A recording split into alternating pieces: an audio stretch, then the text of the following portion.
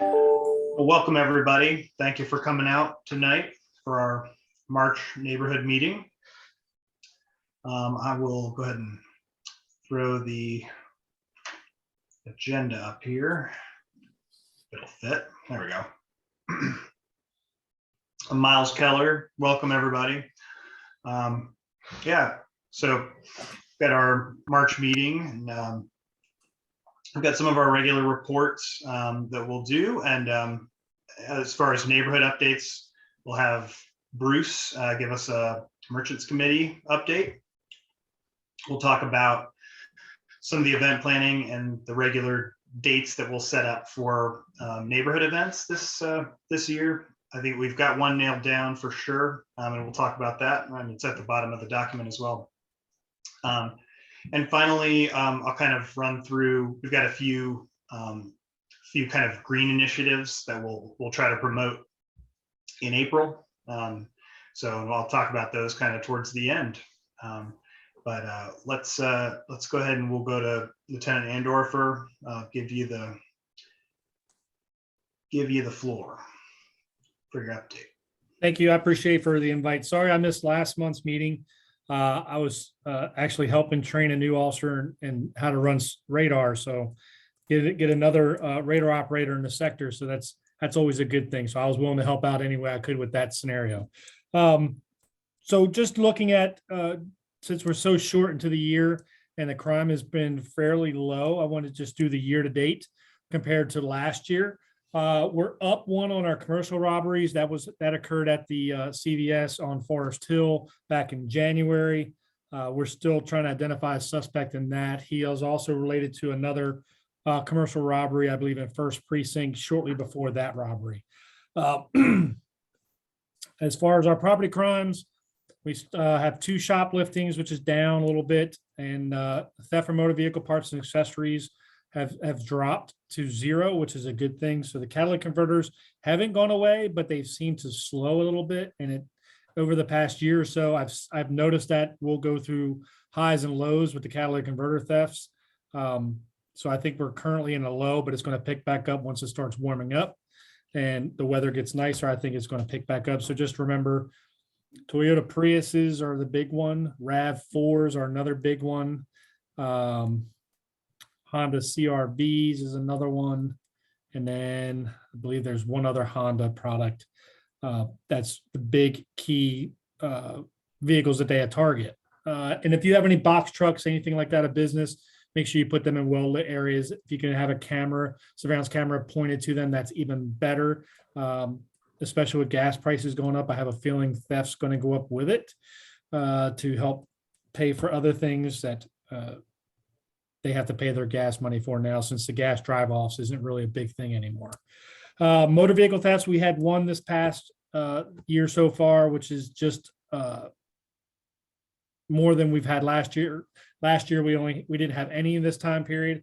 So overall, we had 1 violent crime increase from last year, and we're even with our property crimes from last year. So I think we're still doing well with a total of 4 crimes. I'm happy with 4 crimes for almost 3 months worth of the year. I'll take that all day long.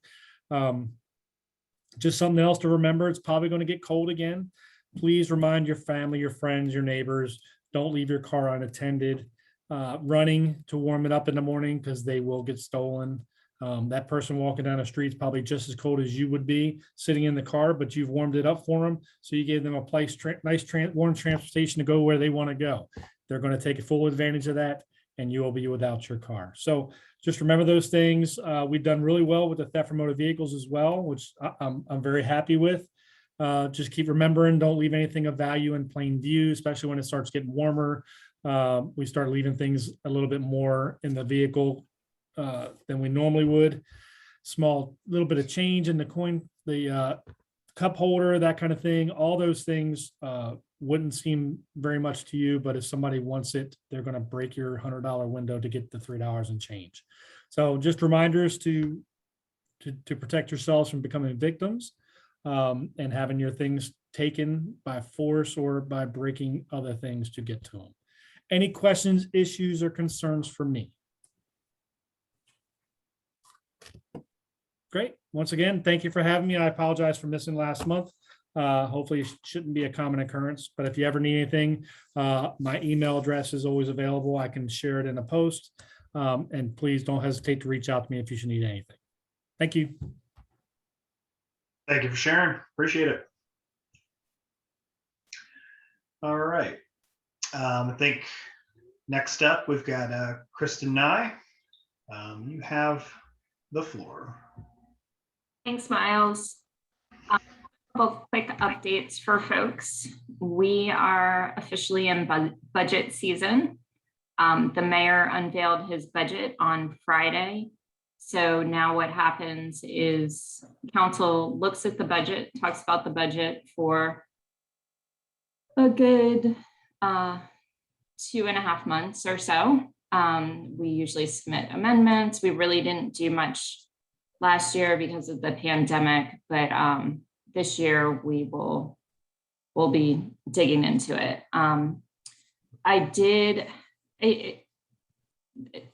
The process we're going through this year is somewhat confusing because we were preemptively, before the mayor released his budget, allowed to submit a couple amendments, but then we actually have a formal amendment time that has not come up yet. But I did submit the traffic improvements for Forest Hill Avenue. If you guys remember that we did that traffic study, I think Bruce was pretty involved. Bruce, you walked that with us, right? Yeah, I thought so. So, I guess part of it is technically, maybe a sliver is in Westover Hills, but it's all our community.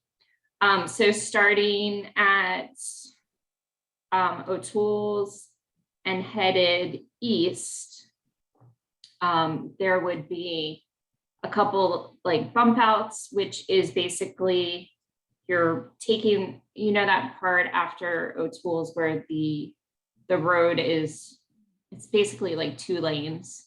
And sometimes you're driving down there and somebody like tries to pass you on the right and it's crazy because it's turning into 1 lane. So putting in some infrastructure there to kind of squeeze the road and keep people from going crazy. And some other pedestrian, also squeezing of the road at the crosswalks. I think the total estimate we got on that was like around 9,000. And that was a couple years ago. So, we're probably talking ballpark about $1 million. However, it could really, I think, slow down things and make the multimodal component of that road a lot safer in terms of bikes and pedestrians and all that. So fingers crossed that we get that in the budget somewhere. Once you get a project like that in the budget, it could still be a couple years till it actually comes to fruition. So as the process goes along, like I said, mayor kicked things off on Friday. We won't do a final vote until mid-May, so we have some time, but I might be reaching out to you guys for a letter. And probably Forest Hill as well. Was there a question? Nope. Okay. We had, I don't know if anybody from Westover came, but we had a great trash pickup at Reedy Creek. It was over off of Roanoke and Dunstan, down in that area, right where the street goes over the creek. And we did that on Saturday when it was really warm and had lots of people turn out. And I just wanted to bring it up that if you all ever want to do something in Westover, we've done a few in the past, please reach out to my office. We have all the equipment. We have the pickers, trash bags, safety vests, the whole thing. We've definitely done some like in and around Westover Hills Elementary. I used to live over on Boscoville, right around Westover Hills Elementary. Even it's not Westover technically, but very, very, very close. And we as neighbors just did kind of like a 3-block cleanup, which was, had a great impact. So anyway, keep that in mind as you're walking around and you think, gosh, this corridor really doesn't look good, because you can really turn out some people on a Saturday morning, especially if the weather's good, and you can really make a dent in things in an hour. And we try to keep it to an hour so that people come back again. If it's longer than that, you wear people out. Tax relief for our seniors and persons with disabilities. The applications are out right now. There is going to be, I'm going to post this on my Facebook tomorrow. There's going to be a special information session. I believe it's at Southside Plaza. I just got the email today, where if folks are interested in this and eligible, they can come and sit down with our finance people and they'll help walk you through filling out the application, which is quite extensive. But once you fill it out, I believe you're approved for 3 years. And if you're struggling, especially with increased assessments, then please seek this out, or at least look and see if you're eligible per the guidelines. And we have all the guidelines and qualifications on our website. We are also wrapping up our leaf vacuum program. I think a lot of folks know the city will come and vacuum up your leaves for the bargain price of $30. But you have to get your order in before March 14th. So make sure you call 311 or go on the website and fill out the request to get your leaves vacuumed. And that is kind of my wrap up for tonight. And a reminder, Miles mentioned it, but I have changed my name. I'm back to my birth name, Kristen Nye. So my email with the city has also changed. So it's kristen.nye, which is NYE, at rva.gov. Does anybody have any questions, concerns, anything they want to share with me? Kristen, I don't want to catch you off guard. Anything on that art project at the intersection of, no, okay, just one. No, we had talked to Susan. It's definitely been over a month since we talked to her. And the last we had heard from her is there's still some money allocated in the budget for it. I think they just got really slowed down by the pandemic and everything, and they're just a little more backed up than normal. And she basically said, please continue to bother me because, we want to do something. So I don't know if you all are gonna talk about meeting in person again soon, but she'd be a good one to come and do a in-person check-in on it. Or if you're gonna continue to meet virtually, we could have her do that also. Okay, thank you. So Miles, if you want to coordinate that with Aaron, we can help get Susan here. But yeah, thanks for asking about that first. Yeah, definitely. That would be great.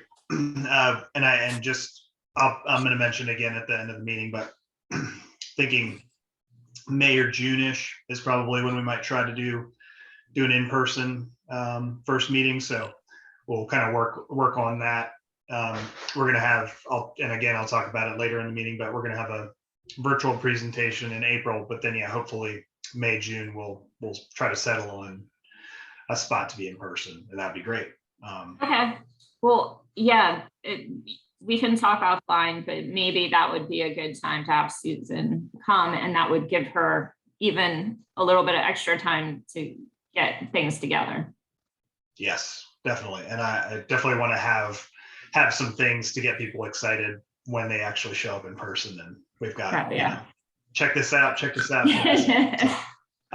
And Kristen, would you put your new email in the chat as well?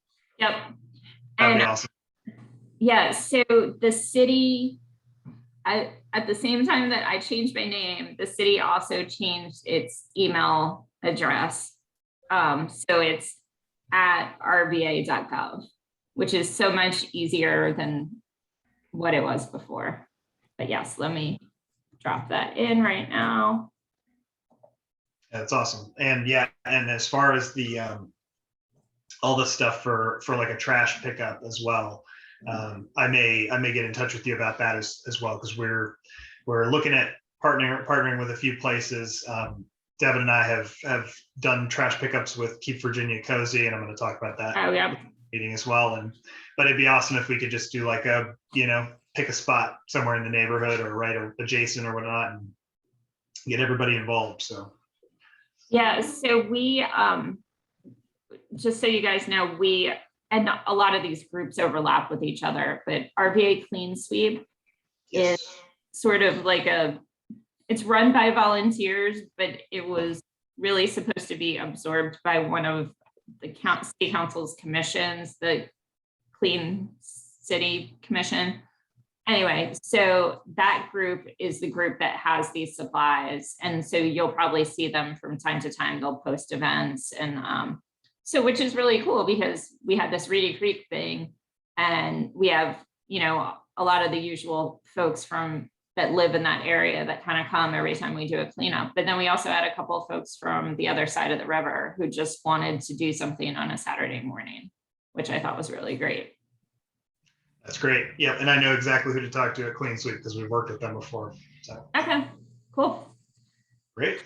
Does anybody else have anything for Kristen? Okay. All right, thank you guys. Appreciate it. Thank you. Thanks. All right. Probably don't need to go back to the agenda, but there it is. John, you have the floor. School board. Miles, thank you. Appreciate it. Terrific to see everyone. John Young.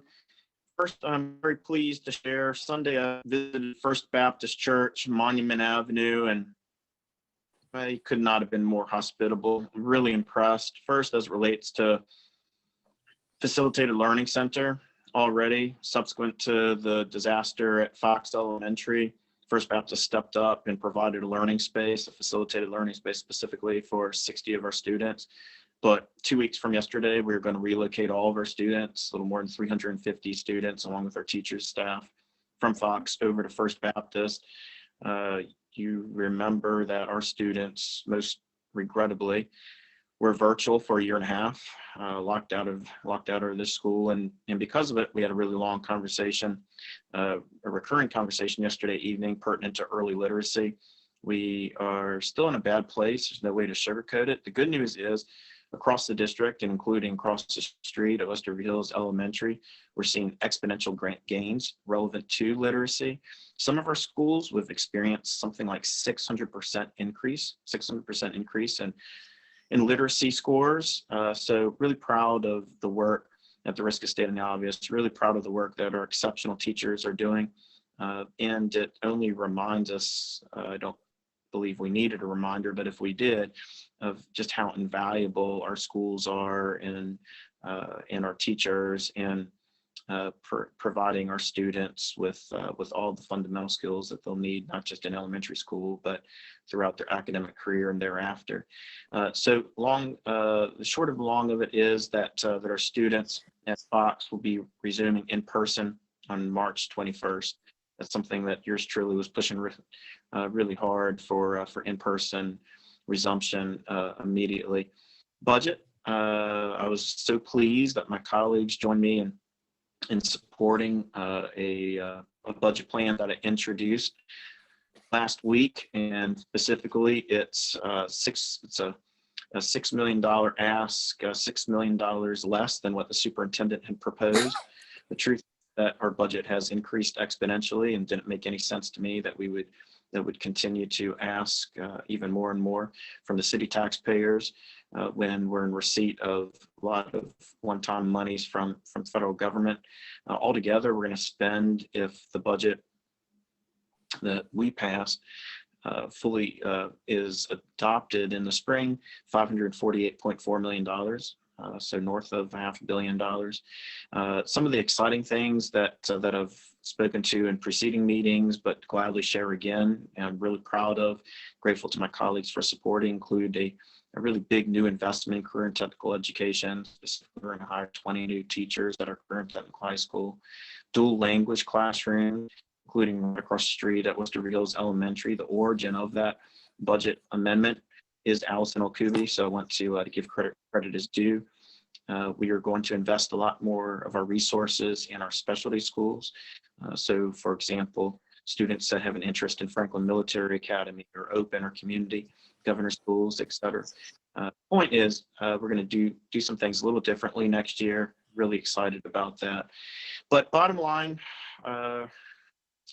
we are after a year and a half out of school, or at least out of physical space, we're kind of getting our sea legs underneath us again.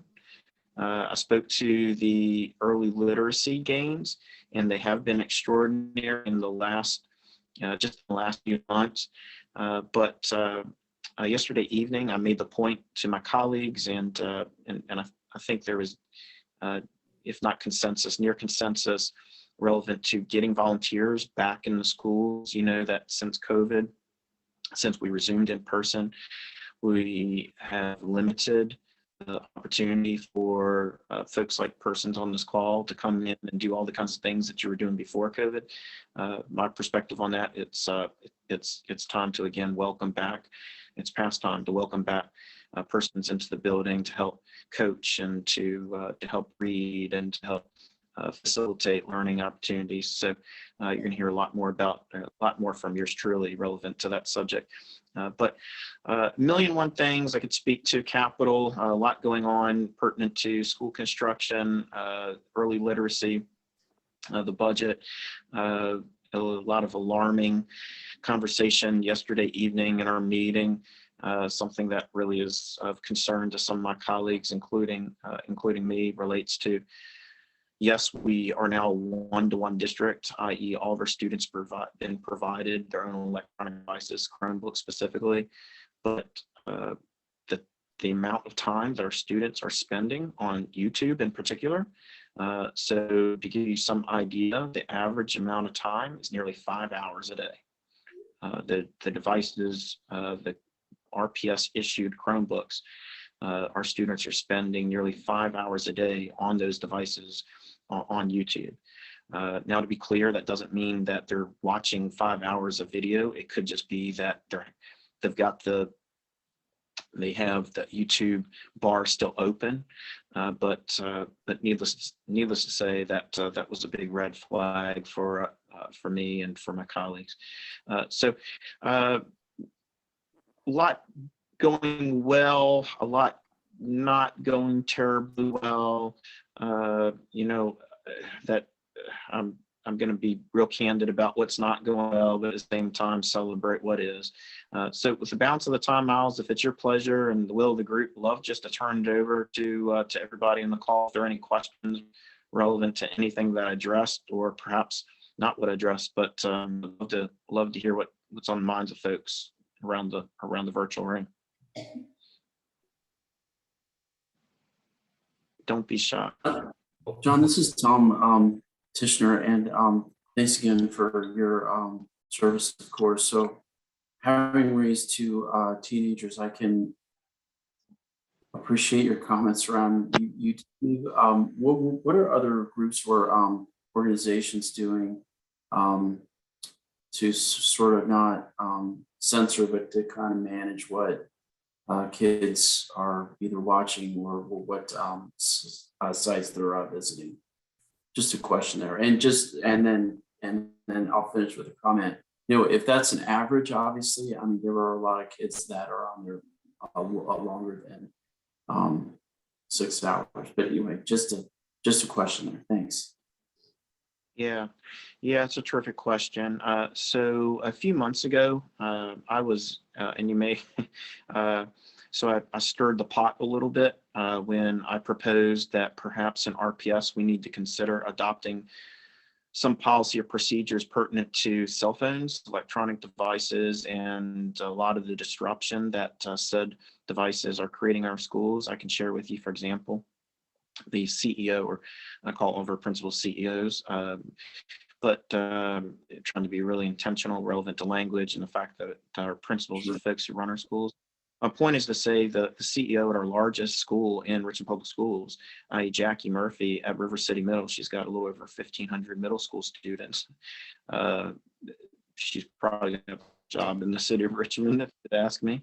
But she shared with me, with me once that almost all of her problems originate from a cell phone. Specifically that students are using cell phones to bully other kids, that students are using cell phones to meet up in the hallways and create all kinds of problems. Anyhow, so the impetus, that conversation among, just candidly been around the block long enough to know some of our concerns, was the impetus for us together, a group of folks that are identifying best practices. So to your point, yes, we're chatting with obviously all of the other school districts in the region, including, for example, Henrico, which was really, if you recall, about 2 decades ago, the pioneer in this. We a couple of months, or excuse me, we a couple of years ago, right when we started to launch the one-to-one with onset of the pandemic, we put in place some really rather tight controls relative. We got a lot of back.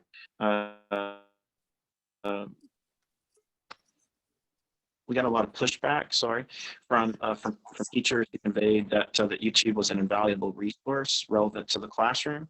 So we went the other direction, yeah, we had that discussion last night. We've got our teacher of the year, Ashley Bland, is leading a group of folks that includes teachers, parents, other stakeholders to adopt some best practice. But my perspective on it is, I'm just going to tell you, and I apologize if I sound really old or old-fashioned.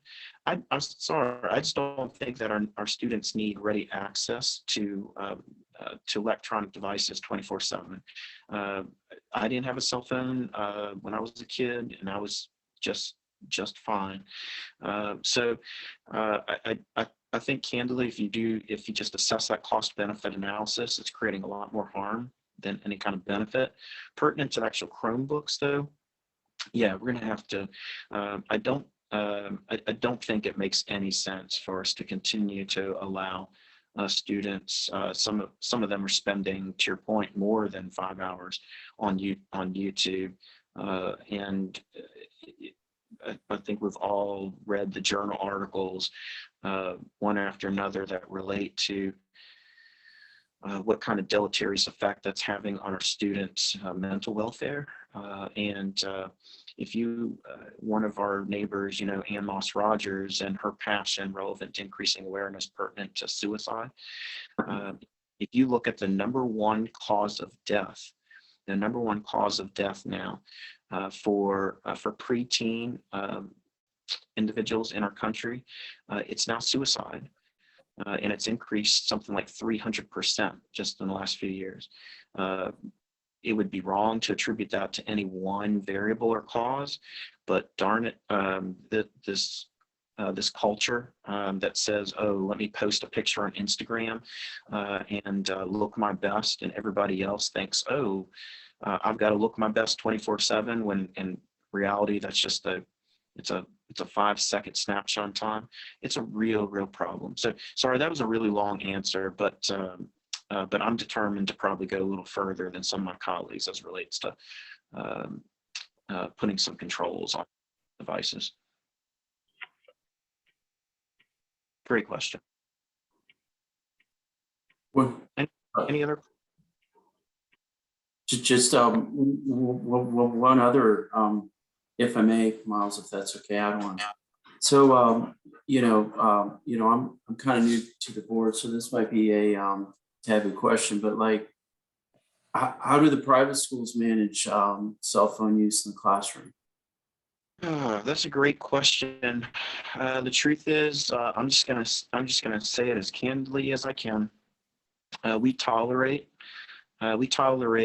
disruption, behavior, incidents in RPS that our neighbors, that are private schools, don't even when it on the very first instance, it's a unacceptable. You need to you need to adopt different behavior, or there will be serious consequences. And that's really unfortunate. That's really unfortunate because the truth is that their kids are our kids are their kids. I, I would respectfully debate anybody in regard. A kid is a kid is a kid.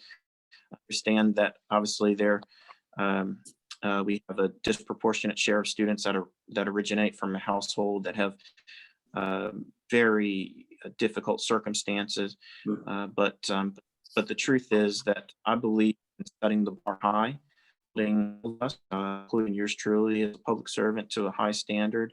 God knows I fall short of it all the time. But my point is to say that I too regularly have to sit in on meetings. We have these disciplinary hearings or committee meetings where students. And if I were to share some of what my colleagues and I have to weigh in, and it's sometimes enough to pull what little hair I've got left in my head out. So it's candidly something I really struggle with because I'm a bit of an outlier on the board. So my colleagues have a very different perspective or approach to how to managing behavior, or culture, climate, whatever words you want to substitute in our schools. But no, private schools approach it from a very different place. Candidly, good question.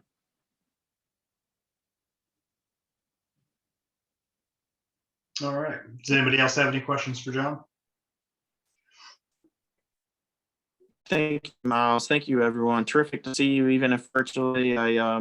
Miles, I'll share Kristen's. I'm not sure if that was a recommendation. So I do look forward to catching up with everybody in person soon. And in the interim, wish you all a terrific March Madness, your basketball fans. Thank you. Thanks for Thanks, the Miles. update. Thank you. All right. I'll go back to the agenda. So that concludes our guest reports. Good neighborhood updates. We have Bruce Gould who's going to let us know about some merchants committee updates. Good evening, everybody. Nothing that's earth shattering. I just talk about what I know is going on. So the plans to demolish the Westover shopping strip are still on go. I think they're waiting for some. Did talk to Michael Plotkin, who's one of the property managers over there, and said that they're still waiting on some permits and approvals from the city. They've had to resubmit some things, so these things take a little bit of time, but they're still planning to go forward with their plans. I think they've made a few adjustments to it, but it's still on go. The hair motif, and they've just been terrific neighbors. She tried to find a place, Elizabeth, in the neighborhood to relocate temporarily, but was not able to do that. So she's actually going to move on April the 2nd to 1607 Main Street, but she does plan to be back when Westover Place is rebuilt. Some of you may know that it appears that, and I did talk to that the Westover restaurant is not going to reopen. I think it just was bad timing when it opened up, and it's just not going to happen. So that's unfortunate. So that remains open. I did talk to the owner, the person who owns the Westover building. She owns where the Riverside Tavern is, and also the locker room. And I asked her if she has any updates in terms of any new tenants, and she said not at this time. But she did say that the Riverside Tavern is going strong, so it's good that they're getting the support that we need. So I know that Stella's is doing great, and it looks like the Vale does good. So I think we're moving ahead. Outpost is always good. Maldini. So for the most part, we're holding our own. And again, once the Westover Place is demolished and rebuilt, it'll be a big game changer over there. I've got a question. It's kind of a crazy one. It was something I needed, my neighbors wanted me to bring up. So I'm on the 4700 block of King William. Okay. And, right, we're on the block that the Methodist church is on. And we saw a rat the other day, and we were trying to figure out, maybe where is it coming from? So one of my neighbors was told that when they built the Vale, there was an increase of rats that came out from the building site. And the fear going around is it's going to happen with the new Westover Place. So I don't know if there's anything we can do or that the city can do, but I wanted to voice that was like this ongoing discussion amongst people. And I guess especially, Devonshire and Sylvan are over there. I wish I could say something. I mean, all I can think about is the Vale. There was no buildings there, so I'm not sure. I know. Well, I do know that when the Asian market got renovated into the real estate firm, there was a problem then too for the blocks back here, Dorchester, whatever it is, Devonshire. So anyway, I just wanted to voice it. So, because I didn't know whether it would be a problem with the new place or what. I know there was nothing where the Vale was, but supposedly there was an increase of rats moving. So from what I heard when they were first opening, there was an issue actually it was the dollar store at that Family Dollar. That's true. They had Yeah, originally that's been true. looking at that space for an extra. That's I true. don't remember if it was Yeah. brewing. I heard it was actually coming out of there. That's why they shut down for a while. Yeah. I hadn't heard anything about it being the Vale, so I'm wondering if the Vale's name is just getting tied into that, because for a while they were looking at that space as a second sort of offshoot of some That's things. true. Yeah. So And that could be. I wouldn't think that there is an issue like that. I mean, we haven't heard anything like that with any of the other shops and restaurants that have Okay. opened. So Okay. I'm not a rat expert, but I'm just, I think it's probably more tied to some of the upkeep and situations at that dollar store than anything with the Vale. Okay, good. Thank you. Certainly, it's a possibility, but let's just hope not. I don't know what we could do about it. I mean, it's just, the city, I think the little research I did, there's not much you can do with the city even, unless there's a huge problem. So, Just to comment on that, we rented a house in college that was next to a KFC, and we brought in an exterminator to handle the rats in our basement, and that led to, and I'm sorry, I don't want to freak everybody out, but that led into like a major colony with tunnels under the KFC and the dumpster. So that's like a real thing when you sort of disrupt that. So I would encourage the right powers to be that before they sort of go in and disrupt that, where are they going to go? They can kind of assess what's under that ground, because anyway, that happened to us, when I was in school, and it was quite unpleasant. So that's a great question. that's a great Worth input. looking into, because we don't Yeah. want them all running into our neighborhood. Yeah, because the ones I really heard about were neighbors right behind me. So I'm 4700 blocks. So 4700, 600, 4600 Devonshire really got it from that Asian market, because that made sense. They were right there, but it was really bad supposedly. And Right. I think the fire department, which is right there, ended up dealing with it, something like that. So great. well, I will definitely mention that to Michael to something that maybe they can do something ahead of time, but I don't, but I'm glad you brought it up. Thank you for bringing Right, it up. sure. Thank you. More reason to adopt some kitty cats from the shelters. I know my little dogs make a big difference, I think. They chase anything, so. Yeah. Thanks, Yeah. Ashley, too. All right, Bruce, you're all set? Yes, thank you. Great, appreciate you, appreciate the update. All right. So we'll go just talk about real quick a few events and dates for the future. My plan going forward is to, once we have all of our dates, obviously they'll go into the RAG. We'll put them up on the Facebook page for the neighborhood association. And then I'll also probably create some kind of living document, like a Google Doc with all of our dates and have them in as we figure them out.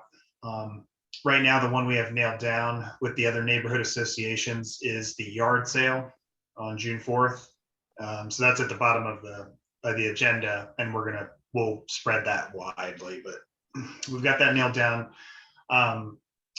Woodland Heights and Forest Hill neighborhood associations have all said yes, go for June 4th. So we'll shoot for that for the neighborhood yard sale. And Ashley gave me some great ideas for how to gather all of the addresses, and so that we can post them up. And the folks over at Woodland Heights said that they would post. They apparently last year, I think they did some kind of mapping, and they said they'll do the same thing and include our neighborhood as well, along with the listed addresses for if you want to be part of the yard sale en masse. Yeah, so just going forward, I'm gonna try to nail down some of those dates, work with the folks who work on the picnic and July 4th parade, and we'll get some kind of document up, and it'll just be a living document, so that if somebody says, I don't know which dates are which, I don't know where it's where, we'll have them. And if you've seen them, you'll have the link, or they'll be in emails, they'll be on the Facebook page, and I'll try to add them as events in the Facebook page as well. So yeah, those are kind of the things coming down the pipe. As far as next month, I've kind of put together got to give some credit to Devin, my wife, for doing this too. She works for the energy department, and so she's got her hands in everything, working on a lot of different things, and so she has got a lot of great ideas for things we can do. But for April, I'm going to try to kind of lift up and amplify some green initiatives that are available to us. And as we were talking with Kristen before, I'll do the last bullet point first. But for Keep Virginia Cozy, I plan on setting up some cleanups, directly in our neighborhood and maybe adjacent to the neighborhood, help out our other neighbors, because folks outside of the boundary of Westover Hills are our neighbors too. So helping them out with their projects and cleanups is also useful. So we're going to talk to the folks that Keep Virginia Cozy and try to set up a few good dates like that, any kind of initiatives or cleanups that we can do to coordinate. And we'll coordinate with Kristen's office as well, and RVA Clean Sweep. As far as the first bullet, RVA Green 2050, that's an initiative set up by the City of Richmond Office of Sustainability, and their focus is equity-centered climate action and resilience planning for the city. So their big overarching goal is to reduce our gas emissions, or all of our greenhouse gas emissions, by 2050 to be net zero, so that we've either reduced it or we've offset it in some way. And some of their big priorities are racial equity, environmental justice, government accountability, community wealth building, community housing, neighborhoods, and also health and well-being. So they offer the opportunity to where they will come and present on what they're working on and ways for us to get involved. So I'm gonna get in touch with them and request that they will come speak at the next meeting. So for April, we'll probably do virtual, and then that kind of segues me into, I'm thinking for June or July, we might try to do in person. And so we welcome all kinds of ideas. We've got a few potentially Tablespoons Bakery. The folks over there were seem pretty open to maybe us using their kind of back. They have a back patio area that we could kind of spread out in, and people could bring a couple extra lawn chairs, something like that. We could sit. And also want to try to talk with the Vale. We might be able to, especially on a Tuesday evening, we might be able to kind of stake out part of the upper deck or something like that. Yeah. I've got it.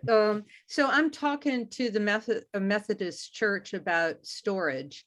Do Mhm. you want me to ask them about if there's a space for us to meet just as another alternative, or? Sure, you can inquire. Okay. It's my understanding that that's where folks used to meet. I think so. Yeah, and I think Bruce is nodding his head. I believe they charged us a little bit to use the Okay. space. No, Was the only no. question. Huh? But Miles, this is Melissa. We did give them a donation for using the library upstairs or using the hall. We didn't have to pay, but we just gave them a fee every year for using the facility. Oh, Definitely. okay. Okay, that makes Yeah. sense. Yeah, Okay. they've redone that room. I've been in there. As you enter that side door where they have the pumpkin sale, it's to the left and it's near the kitchen. It's a very nice room. Oh, okay. Okay. But I Great. think what is going to happen if we do anticipate or just inquire about it, there probably is a fee because they've got they've got to pay for that construction, and I'm sure they're looking for rental fee monies to come in because they do rent that room out. It's that Okay. fellowship hall. They rent it out a lot for other organizations. So. Okay. Okay, great. It's gonna be a Thanks. lot, it's gonna be a lot more than what we pay. We pay $200 a year previously. Great, thank you. Yeah, thanks for the clarification. Yeah, Virginia, if you just want to inquire and just see what they're thinking, right Okay. now, and we'll work from there. Let's see. Okay, sorry, just checking the chat real quick. Make sure I didn't miss anything. So yeah, RVA Green, we'll try to have them come present in April at the next meeting. That'll be on the 12th. And also, I'm going to try to send out more information, especially about this because it's timely. But Solar United Neighbors is a co-op, and they are, all you have to do is sign up. Mhm. Miles, do you mind if I explain it? They aren't a co-op, they're a nonprofit, but they have created a co-op in Richmond for solar.